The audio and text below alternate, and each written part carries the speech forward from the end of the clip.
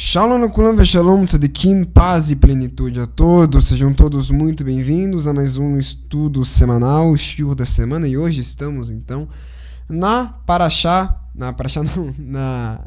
capítulo 2 do Ilhot Teshuvah de Maimonides. Acabei falando Parashá por costume, mas hoje estamos estudando o segundo capítulo do Ilhot Teshuvah, deste tratado do retorno de Maimonides, citado no Mishneh Torah Sefer Hamadá Peit, o qual se encontra ao final do livro, o Ilhot Teshuvah, o tratado do retorno, o tratado do arrependimento. E aqui no capítulo 2, na primeira Mishneh, ele vai falar sobre a Teshuvah completa. O que é a Teshuvah completa? Ele vai dizer justamente começando a Mishnah com essa pergunta: o que é a Teshuvah completa? E ele responde: é quando a pessoa volta a enfrentar a mesma situação na qual pecou, tem o potencial de cometer novamente o pecado, mas se contém e não o comete, unicamente devido à Teshuvah, e não por temor ou falta de força, nem por falta de confiança nos mandamentos, muito menos por falta de confiança em Deus, mas sim porque essa pessoa já não existe mais. Por exemplo, ele vai dar algum exemplo. Por exemplo, um indivíduo que teve relações sexuais lícitas com uma mulher e, posteriormente, ao encontrá-la a sós na mesma cidade, persistindo o amor e a atração física por ela, se contém e não transgride. Este é o Baal Teshuvah completo. Foi isso o que o rei Shlomo expressou ao declarar: lembra do teu Criador no dia de tua juventude, antes que cheguem os dias ruins e se aproximem os anos em que dirás, não tenho desejo por eles. Mesmo se o indivíduo só se arrepender na velhice, em uma fase da vida na qual é incapaz de fazer aquilo que fazia antes, muito embora esse não seja um nível superior do arrependimento, é suficiente e ele é considerado um Baal Teshuvah. Até quem tiver transgredido ao longo de toda a vida e fazer Teshuvah no dia da morte e morrer arrependido, terá todos os seus pecados perdoados, conforme foi dito: antes que o sol, a lua e a luz ou as estrelas escureçam e as nuvens retornem após as chuvas. Isso se refere ao dia da morte. Pode-se depreender disso que, quando a pessoa relembra o seu Criador e se arrepende antes de morrer, ele é perdoado.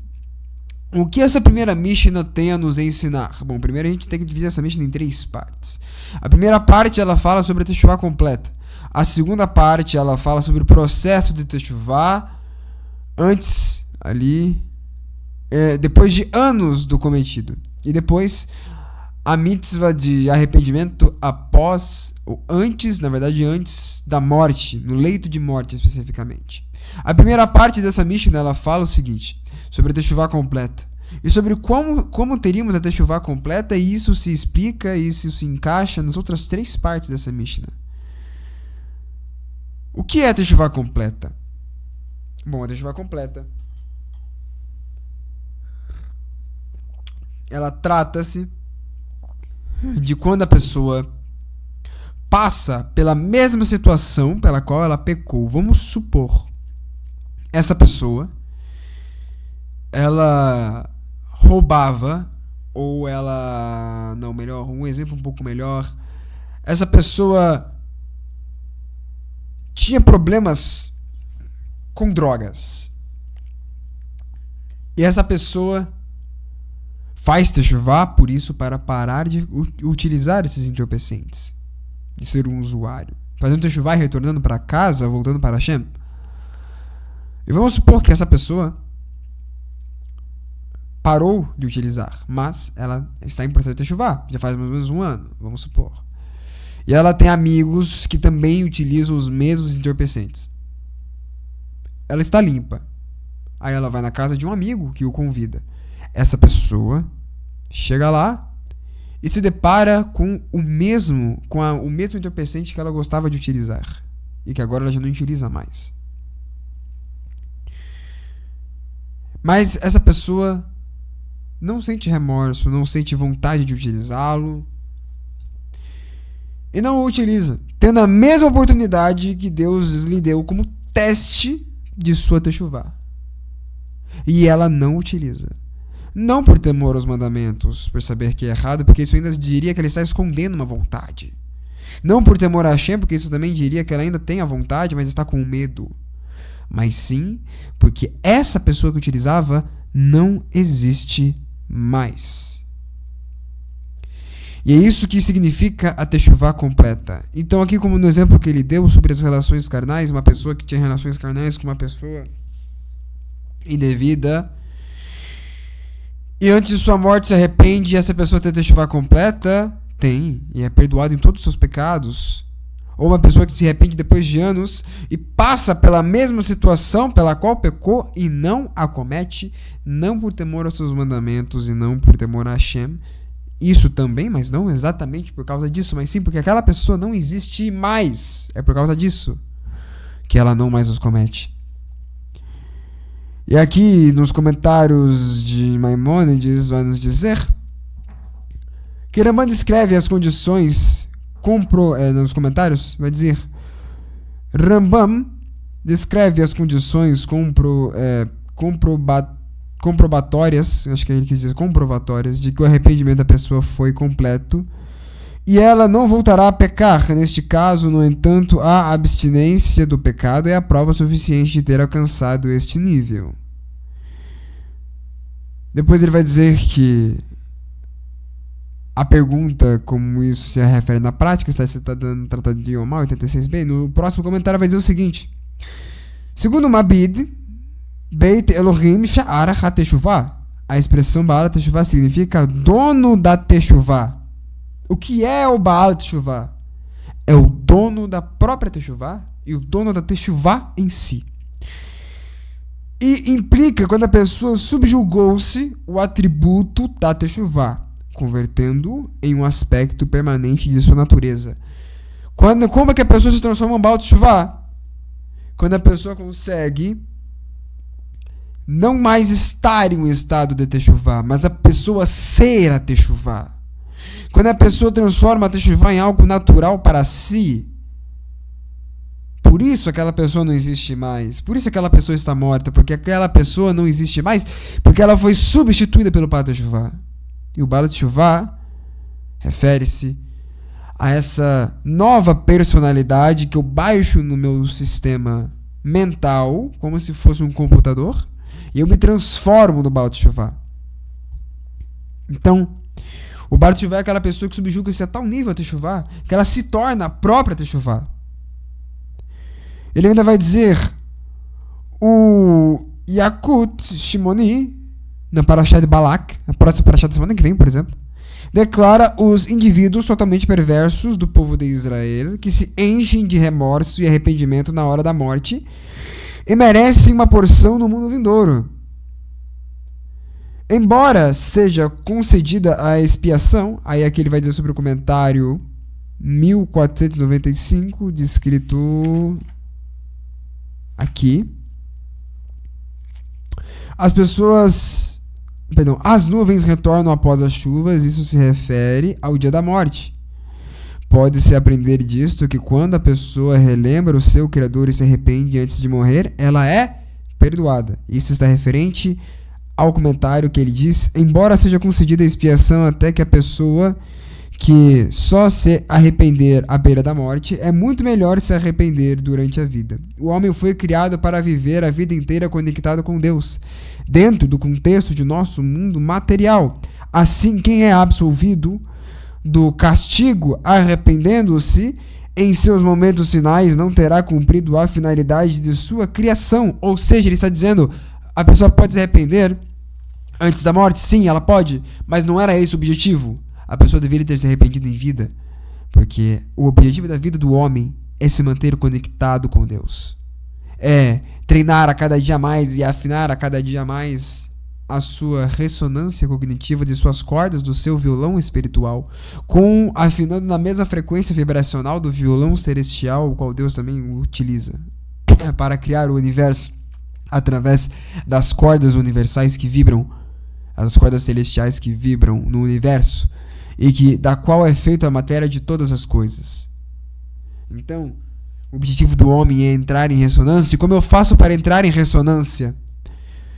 Fazendo Teshuvah, Fazer techuvá harmoniza o meu violão espiritual e traz harmonização para essa minha orquestra espiritual, assim me conectando cada vez mais com o sagrado, me trazendo cada vez mais próximo do sagrado. Então o objetivo da minha vida é esse. Se durante toda a minha vida eu não me arrependi em nada e não pensei em techuvá, eu vivi minha vida errada, então eu lhe pergunto, qual é o objetivo da vida? Qual é o meu propósito de vida? Meu propósito de vida é fazer techuvá acima de tudo.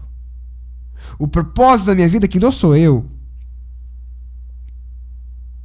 Com os meus dons, minhas habilidades, investindo em meus hobbies, com o meu trabalho, elevando a vida no mundo, trazendo o Tikkun Olam para o mundo, mas acima de tudo isso, o que mais traz Tikkun Olam é a techuvá. Então a techuvá, ela é esse instrumento que aproxima o Tikkun Olam, o Olam Rabá de nosso mundo, através do Tikkun Olam, feito através da techuvá. Então a techuvá não é apenas sobre mim, ela é sobre o outro. Techuvá, como diz o próximo Mishnah que queremos ler, não é só apenas, na verdade sobre a Mishnah que nós lemos na aula anterior, não é só sobre eu pedir perdão, mas é sobre eu aprender a perdoar. Começando por aí, você já consegue ficar mais próximo do Tikkun Olam verdadeiro, que se aproxima cada vez mais do Olam Rabá. Na segunda Mishnah nós vemos o seguinte: qual é a definição de techuvá? Que o pecador abandone seus pecados, os remova de seus pensamentos e assuma no fundo do seu coração, jamais tornar a repeti-los. Conforme foi dito, que o perverso abandone os seus caminhos e que se arrependa pelas transgressões que cometeu no passado, conforme está dito. Pois após retornar a ti, eu fiquei arrependido. Ele deve alcançar o nível da techuvá, o nível em que Deus, que sabe de todo o oculto, seja testemunha de que jamais voltará a cometer o pecado. Conforme está dito, não tornemos a dizer que as obras das nossas mãos são os nossos deuses. As decisões tomadas no fundo do seu coração deverão ser confessadas verbalmente. Ou seja, não confie cegamente nas obras de vossas mãos. Entenda que Deus está no fundo de tudo. Deus é a alma da própria existência e da própria criação. Nada do que eu faço é por mérito meu. É feito pelas minhas mãos, mas foi porque Deus permitiu.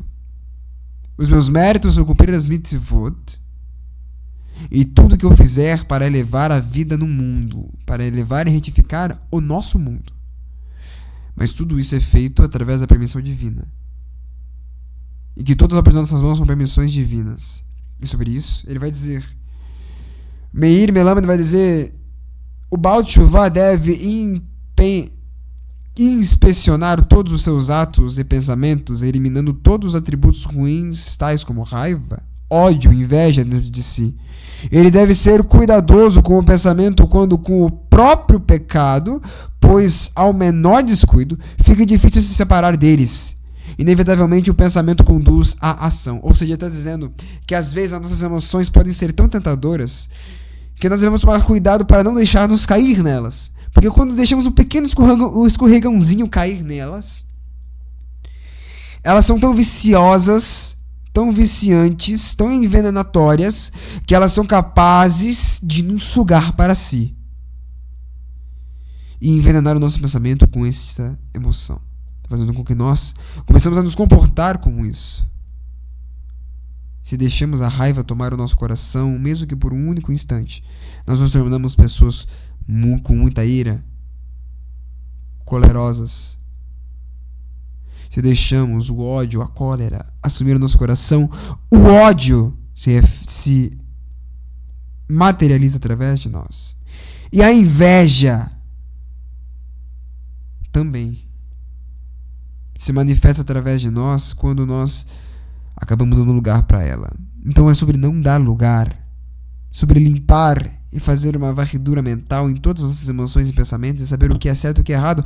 E é muito difícil, e a gente sabe disso.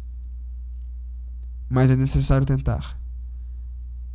E eu lembro sempre de Star Wars, porque Star Wars é um dos filmes com mais filosofias escondidas na cultura geek. E o Mestre Yoda, pra quem já assistiu, deve lembrar dessa fala do Mestre Yoda no filme 5 da saga. Em Star Wars, o Império Contra-Ataca, aonde o Luke Skywalker vai visitar o Yoda, o Mestre Yoda, e o Yoda diz pra ele o seguinte, no seu treinamento Jedi, Luke fala... na verdade, Yoda fala para ele, faça tal coisa faças, já que ele fala ao contrário. E o Luke fala, vou tentar, porque eu não sei se conseguirei, estou cansado. E Yoda olha para ele e diz, não, tentar nunca. Faça ou não faça. Jamais tentar. Ou seja, não é sobre tentar, eu vou tentar. Não é sobre tentar.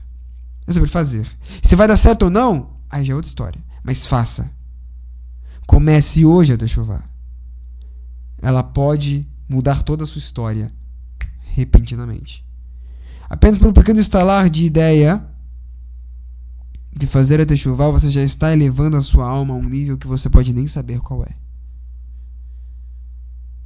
Só o fato de você ter pensado em voltar a Hashem, os seus caminhos para Ele já se tornam mais claros. E a caminho dos tijolos amarelos se tornam mais visíveis para você, que levam até Oz, a cidade das Esmeraldas, aonde o castelo de Esmeralda vos espera para quando você chegar lá e perceber aquela grande cabeça verde falando com você, e você ver o seu cachorrinho Totó abrindo a cortina do lado e você vendo que na verdade era tudo coisa de um homem, e ele diz, não olhe o homem atrás da cortina. E você percebe que Deus na verdade era você. E era sobre se aproximar do Deus interior de cada um de nós, e sobre se aproximar de Hashem, que é o Deus que também está sendo refletido dentro de cada um de nós, porque dentro de mim tem eu. Só que dentro de mim, além de mim, tem um espelho que reflete a quem? A mim. E quem sou eu? A imagem e a semelhança de Deus, porque está escrito em Bereshit, façamos o homem a nossa imagem e a nossa semelhança. Ou seja, nós estamos sendo...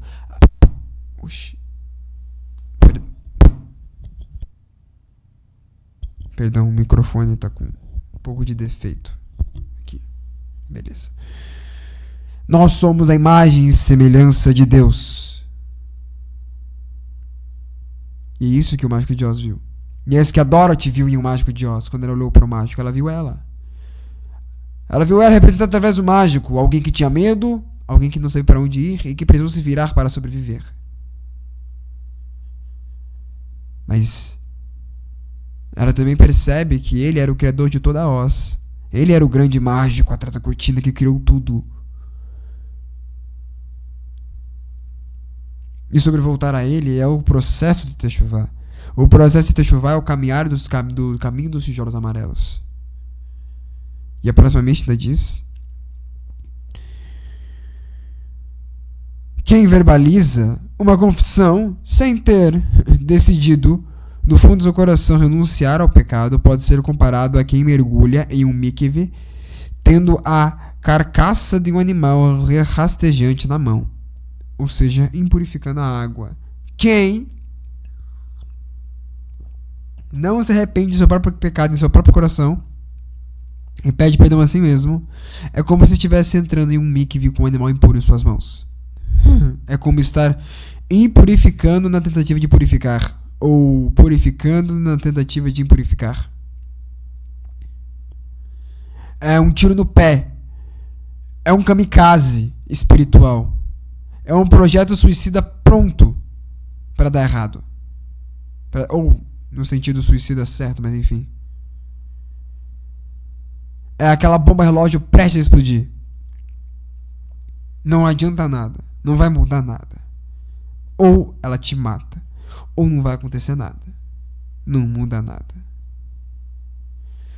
Enquanto a carcaça não for abandonada, enquanto o teu ídolo do teu passado não for abandonado, enquanto aquele amuleto que faz você achar que estava certo, enquanto você não pedir perdão por aquele pecado que você está escondendo, enquanto você não pedir perdão a Hashem, enquanto você não largar os ídolos da tua jornada, enquanto você não largar os amuletos que você conquistou na jornada para iniciar um mundo novo, não vai adiantar nada. Você precisa largar isso.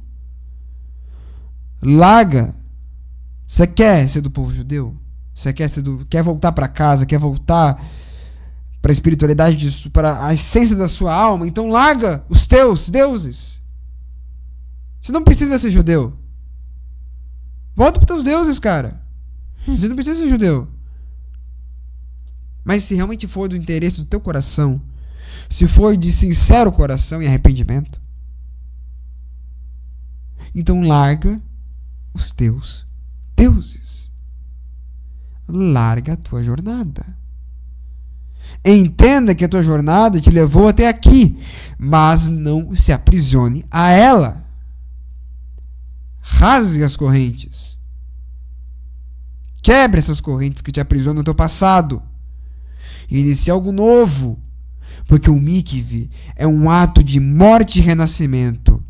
É como se voltássemos ao útero de nossa mãe e pudéssemos renascer agora uma nova pessoa. Por isso o mikve, depois do Brit Milá, é o que encerra o processo de conversão. Pois ele é o renascimento. Podemos também fazer o mikve depois da Brit Milá para significar esse renascimento. Mas se encerra o processo de Teshuvá com o mikve. Porque ele é o que mostra o renascimento. Na mulher, que não tem o caso da Brit Milá, é apenas o mikve. Então é o mikve para a mulher, o que é mais importante, porque a mulher já tem a conexão com a água, ela já é regida pela água, e quando a mulher faz o mikve, ela está se conectando não só ao útero de sua mãe, mas ela está se conectando ao seu próprio útero. Ela está voltando para si própria. Ela está renascendo de si mesma. Um novo ser está nascendo ali. E volta uma nova mulher. Uma nova pessoa. Então larga aquilo que te impurifica. O que está esperando? O que falta para você poder largar o que te impurifica? O que falta?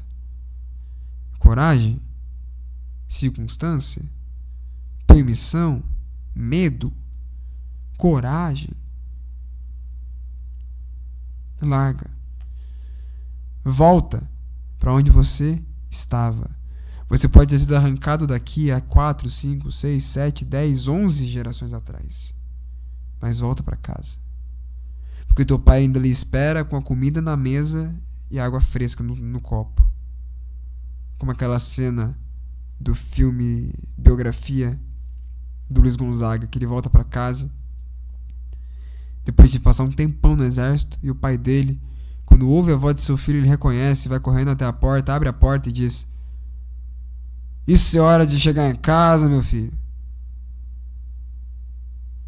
É isso que Deus fala pra gente quando se faz Teshuvá. Com saudade, brincando com a gente. Como um pai que passa anos sem ver seu filho e depois você chega em casa e teu pai fala: "A essa hora na rua, piá, bora pra dentro." É a mesma coisa. É um pai que volta. É você que volta para casa. Teu pai te recebe com os braços abertos. Mas para isso você precisa largar a tua jornada. Você precisa largar tudo que você deixou. Tudo que você conquistou. Não exatamente o que você conquistou, porque o que você conquistou, se for bom e não for um ídolo para você, você pode trazer com você como bagagem de sua jornada. Mas deixa teu ídolo lá. Deixa lá. Veio com o coração aberto para receber o novo. Vamos nos permitir, como diz a música do Jota Quest. Vamos nos permitir viver algo novo, como a música do Jota Quest diz.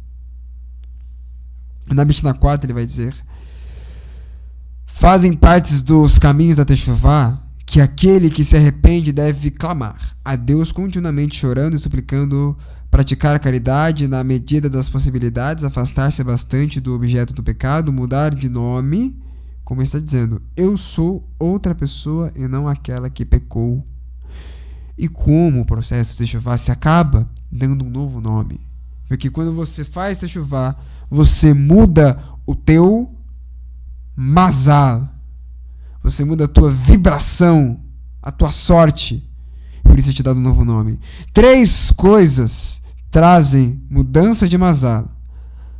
mudança de nome, mudança de cidade e a morte. A Teshuvá que fazemos no Yom Kippur está relacionada a qual destes? A morte. No Yom Kippur nós simulamos a morte. E essa morte vem para nos trazer Teshuvá.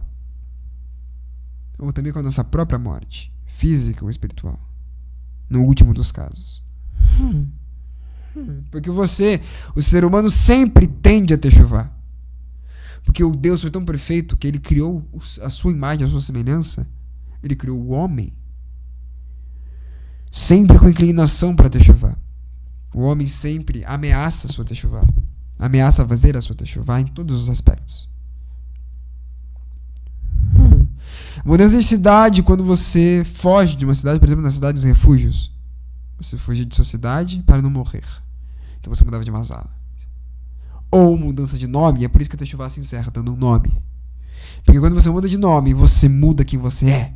Porque aquela pessoa já não existe mais. Agora você é outra pessoa, você já renasceu. Direcionando-a para o bem e para a justiça,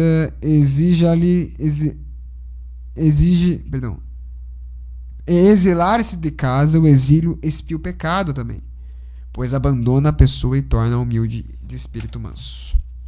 A Mishnah 5 vai dizer o seguinte: é digno de grande louvor o indivíduo que, ao fazer Teshuvá, confessa os seus pecados em público e os leva ao conhecimento dos outros, revelando as transgressões cometendo contra o próximo. Ele deve dizer-lhes: embora tenha pecado contra fulano e tenha feito isso e aquilo, eu estou arrependido e expresso o meu remorso. Quem por orgulho esconde os seus pecados e não os revela, não consegue atingir uma Teshuvá completa, pois está dito: não terá êxito quem esconder os seus pecados. E às quais circunstâncias isso se aplica? Os pecados no âmbito do homem e o seu próximo. Mas pecados no âmbito do homem e Deus não é preciso divulgar. Na verdade, revela-os denotaria a arrogância. O correto é a pessoa se arrepender perante Deus, bendito seja Ele, Baruch Hu Baruch Shemo, e explicitar diante de Deus. É que eu estou sem óculos, desculpa a minha leitura, eu estou sem óculos ainda, não fiz meu novo óculos. E exemplificar diante dele os pecados que cometeu em público. Ele deverá fazer apenas uma confissão genérica. Não divulgar os pecados cometidos será benefício para ela, pois está dito: feliz daquele cuja transgressão é perdoada, cujo pecado é encoberto. Arrepende-se o clamar a Deus é sempre louvável, mas nos 10 dias compreendidos entre Rosh Hashanah e Yom Kippur é mais meritoso ainda, pois a Teshuvá é imediatamente aceita, conforme está dito: buscai Deus quando ele pode ser encontrado. Em relação a quem isso se aplica? Em relação a um indivíduo. Mas em relação às pessoas da comunidade, sempre que elas se arrependerem e chorarem juntas do fundo dos seus corações, elas serão prontamente atendidas. Conforme está dito que a nação é tão grande para teu Deus tão perto de si, como Deus nosso Senhor está sempre que clamamos por Ele. Qual nação tem uma relação tão próxima com Deus? É isso que ele está falando aqui nessa Mishnah. No Yom Kippur, Deus está tão próximo de nós que a sua presença é possível ser palpável se você entrar profundamente na experiência de Yom Kippur. Grande parte do serviço do Yom Kippur é feito com a arca da Torá aberta, com a arca sagrada aberta, porque a Torá está presente o tempo inteiro. E algumas até comunidades do Konidre pegam a Torá e colocam do lado do Razão, como se a Torá estivesse rezando juntamente conosco, porque Deus está tão palpável, que ele se transforma perceptivo sensorialmente. Não apenas mais espiritualmente, mas fisicamente no nível sensorial de nossa mente. A gente sente sua presença. Qual nação com ele? E ele com qual nação agiu assim como diz as nossas orações? Qual nação você conhece que há um Deus tão próximo do homem? A Mishnah 7 vai dizer Yom Kippur. Perdão, no comentário 1530 diz ainda, com relação ao que eu acabei de ler, mas nos 10 dias comprometidos, o Yom Kippurim, entre Rosh Hashanah e Yom Kippur, é mais meritoso ainda, pois a Teshuvah é imediatamente aceita, como está dito. Sobre isso, o Yom Kippur vai dizer, o Maimônides vai dizer o seguinte: esses dias são chamados de os 10 dias do arrependimento. De fato, os dias entre Rosh Hashanah e Yom Kippur são apenas 7, mas os dias de arrependimento totalizam 10, pois incluírem também os 10 dias de Rosh Hashanah e o dia de Yom Kippur. Em seu Sidur, o Rav Yitzhak de Luria, o Ari Akadosh, famoso Ari Akadosh, escreve que essa semana possui o potencial de elevar todos os dias do ano anterior, arrependendo-se no domingo dos 10 dias de arrependimento.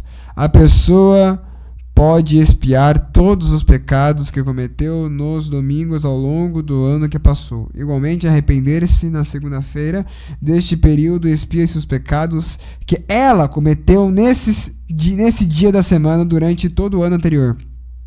Amarrará, ou seja, como se eu cometi um pecado que eu lembro que eu cometi numa segunda-feira, nos dias de Yom Kippurim, nos 10 dias de Yom Kippurim, na segunda-feira eu vou fazer Teshuvah, vou fazer Tahanun. É isso que ele está dizendo, basicamente. Todos os pecados que cometeu nos domingos antes do longo ano que passou, igualmente, arrepender-se na segunda-feira desse período expia o pecado que ela cometeu nesse dia da semana durante todo o ano. E a Maharsha Levanot 49b explica da seguinte forma o significado desses dias. Deus julga o mundo em Rosh Hashanah e sela o decreto em Yom Kippur. Os dias intermediários podem ser aproveitados para anular quaisquer sentenças severas através da Teshuvah. O Meir Rosh Hashanah 16b enfatiza a importância de utilizar a natureza única desses dias e usa termos muito rigorosos para descrever quem não se vale dessa oportunidade para se arrepender. E ele ainda diz no comentário 1532, ele vai dizer: embora Deus esteja presente em todos os elementos da existência, sua presença não está manifestada fisicamente. Durante os 10 dias do arrependimento, Deus fica mais acessível para o homem e oferece a ele a oportunidade do relacionamento próximo. Além disso, nesses dias, ele estimula o seu coração e incita a servi-lo. Continuando na Mishnah 7, vemos aqui: o Yom Kippur é uma Teshuvah para todos, tanto para as pessoas individualmente quanto para a comunidade como um todo. É o ápice do perdão e da absolvição para o povo de Israel. Assim sendo, todos têm o dever de se arrepender e de confessar em Yom Kippur a mitzvah de fazer a confissão em Yom Kippur. Incide desde a véspera do dia, antes da última refeição ser consumida, para que ninguém se engasgue até a morte sem ter confessado. Mesmo tendo feito confissão antes de comer, a pessoa deve fazer confissão novamente na reza do Arvit, no dia de Yom Kippur. Ele vai dizer aqui sobre as regras de arrependimento de Yom Kippur, de acordo com a Laha, e deve tornar-se a repeti-la ao longo do dia, nas rezas de Shaharit, Musaf, Mirá e Neilá. Em que ponto das orações deve se fazer a confissão? Cada um deve confessar após a oração do Amidah, no Tahanun. O Hazan, o oficiante, deve confessar no meio da Amidah, na quarta bênção, na bênção HaTeshuvah. Oitava Mishnah: a prece confessional usualmente recitada por todo o povo de Israel é: pois nós pecamos, ou seja, pecamos, traímos, roubamos, falamos em linguagem vil, cometemos atos de iniquidade, praticamos o mal, mentimos, pecamos, escarnecemos, rebelamos, blasfemamos, e por aí vai. Falamos em vão e falsamente, cometemos atos de iniquidade, praticamos o mal, mentimos, escarnecemos, roubamos, mentimos e blasfemamos. Pensamos o mal e etc. Que tudo que está descrito no Tahanun. Mesmo se a pessoa permanecer firme em seu arrependimento, pois está dito: eu reconheço as minhas transgressões e os meus pecados estão sempre diante de mim. Ele vai dizer no comentário 1542 o seguinte: o Ramban Armandes, com N, explica que a confissão deve ser repetida para expiar quaisquer irregularidades que possam ter sido cometidas este dia, pois são os momentos finais de Yom Kippur que trazem a expiação. É justamente nem lá onde tudo é perdoado, pois está dito: todos os pecados estão perdoados, todos os pecados estão perdoados, todos os pecados estão perdoados. Perdoa-nos, agora estão perdoados. E finalmente o perdão nos chega através da Teshuvá e a presença divina pode se voltar ao seu trono novamente. Ou melhor, nós voltamos ao nosso mundo, porque no Yom Kippur é nós que subimos ao trono e o trono vem nos encontrar a nós em Tiferet, como no Shabat. É um encontro mútuo. Os pecados que forem confessados em Yom Kippur deverão ser confessados novamente em outro Yom Kippur.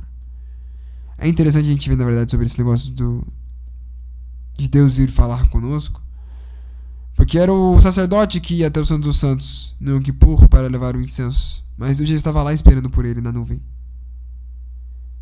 Então será que era o homem que ia até Deus ou era Deus que ia até o homem?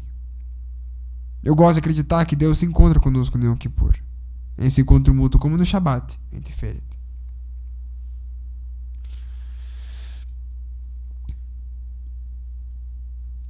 Mesmo se a pessoa permanecer firme em seu arrependimento, pois está dito: eu reconheço as minhas transgressões e os meus pecados estão sempre diante de mim. E sobre isso está dito: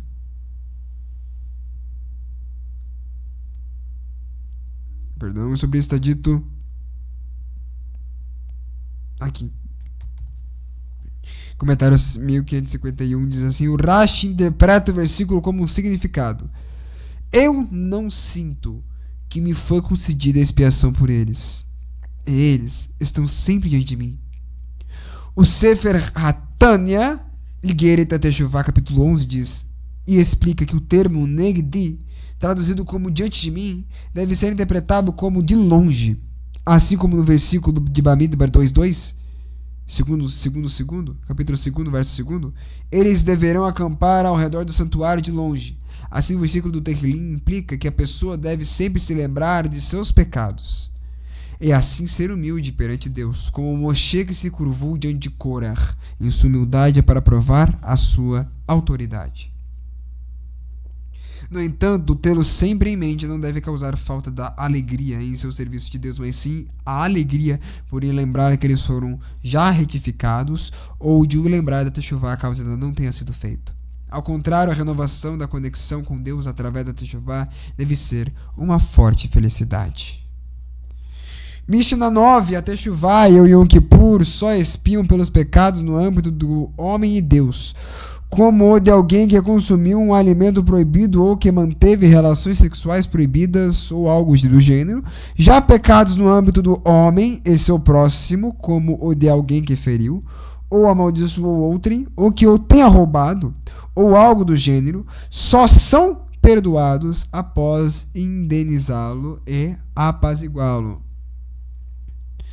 Ou seja, tudo deve ser resolvido entre homem e homem se for um pecado entre homem e o outro homem. Como eu posso fazer retificação dos meus pecados também? Através da tzedakah.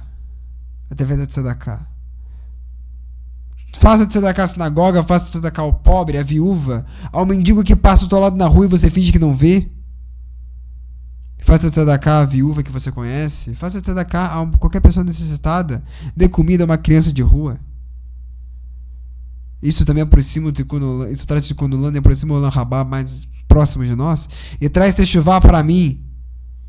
E eleva a vida e a alegria daquela pessoa, pelo menos por aquele instante. Causar alegria a outra pessoa aproxima os dias de Teshuvah de mim. Aproxima e eleva e me dá méritos no Olam Rabá.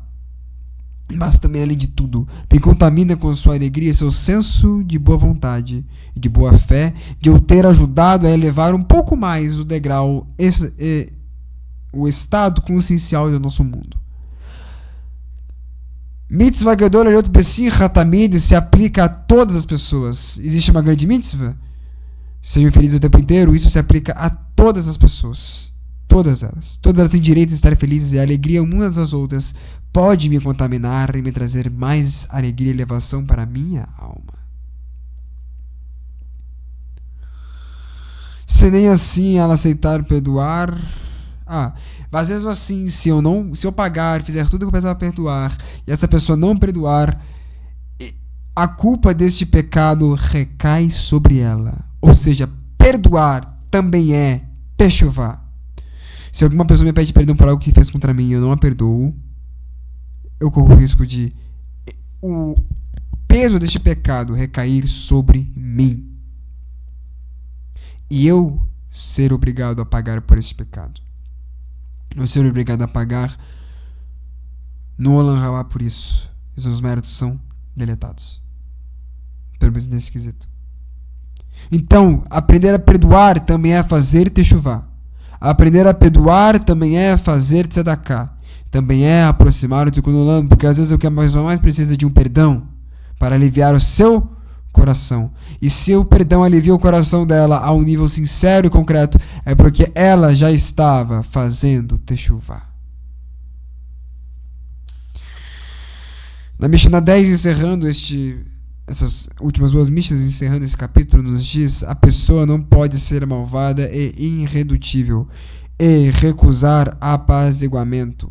Ela deve ser aberta à pacificação e é difícil de se zangar. Quando quem a prejudicou pedir perdão, ela deverá perdoá-lo com todo o coração e com a boa vontade. Mesmo se tiver havido uma provocação exagerada e um grande pecado, ela não deve buscar vingança ou guardar rancor. Esse é o caminho seguido pelos descendentes de Israel, que possuem corações retos, mas os insensíveis gentios não agem dessa maneira. Ao contrário, a ira deles fica preservada para sempre, e é isso o que está dito a respeito dos Givonitas, porque por eles não terem perdoado e por terem recusado apaziguamento, os Girgonitas não são filhos de Israel.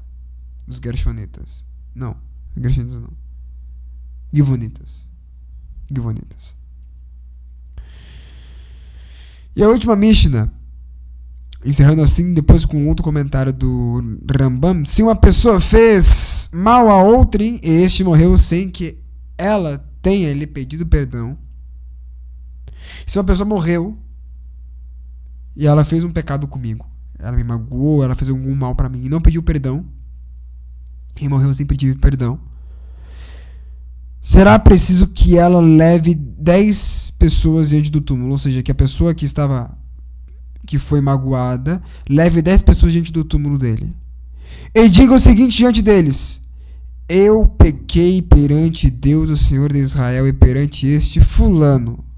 Não, perdão, se a pessoa pecou contra mim e eu morri, a pessoa virá até o meu túmulo e dirá isso: eu pequei diante de Deus, o Senhor de Israel, e perante este fulano, pois fiz isto e aquilo contra ele.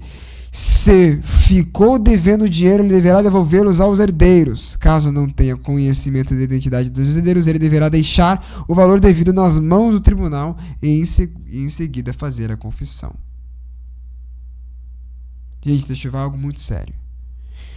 A techuvá é aquilo que aproxima o Olam Rabá de nós, e é a techuvá que equilibra a nossa alma, e é a techuvá que nos faz voltar a Deus e para casa, como um pai que espera seu filho incessantemente. Volte para casa, faça techuvá. Se foi de sua sincera vontade e certeza absoluta, volte e estaremos de braços abertos. Não só o povo de Israel, mas Hashem estará de braços abertos para lhe receber novamente. Seja lá onde você estiver, lá você estará com ele. Mas de toda forma, se você quer o judaísmo for a sua casa, venha com todo o coração.